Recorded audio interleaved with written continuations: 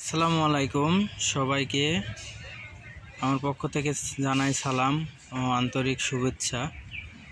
দেখুন যে 4টি ছাগলের জন্য প্রতিদিন কি পরিমাণে খাবার লাগে, ঠিক আছে? তো খামার শুধু করলে হবে না, যত্ন করতে হবে এবং আপনাকে প্রচুর পরিমাণে সবুজের ভেরিয়েশন দিতে হবে, তবে আপনি লাভবান হতে পারবেন। খামার করলাম আর 2 দিনে লাভবান হলাম, এত সহজ না। খামার করতে গেলে নিজেকে রাখাল হইতে হবে। এইগুলো কিন্তু আমি নিজে সংগ্রহ করে নিয়ে আসছি, কোনো টাকা দিয়ে কিনা না। তাহলে বোঝেন কত টাকা সেভ হয়। আর সেভ হলেই খামারে তখনই লাভবান হওয়া সম্ভব।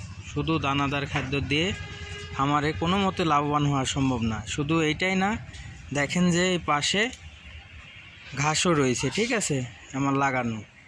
তো বুঝে শুনে খামার করতে হবে এবং এখানে শ্রম ব্যয় করতে হবে এবং পরিশ্রমের মাধ্যমে অর্থ উপার্জন করতে হবে। তাছাড়া সাফল্য আপনার কাছে ধরা দেবে না। কারো একটা ছাগল থেকে 20টা ছাগল হয়, কারো 20টা ছাগল কিনেও সব খামার ধ্বংস হয়ে যায়। তো কাউকে ঠকাবেন না, ঠিক আছে? কারো অভিশাপ নেবেন না, তাহলে দেখবেন আপনি লাভবান হবেন এবং আল্লাহও আপনাকে ভালোবাসবেন। কাউকে ঠকালে আল্লাহর তরফ থেকে আল্লাহ আপনাকে ধ্বংস করে দেবেন। যার জ্বলন্ত প্রমাণ, কিছু খামারিরা ধ্বংস হয়ে গেছে।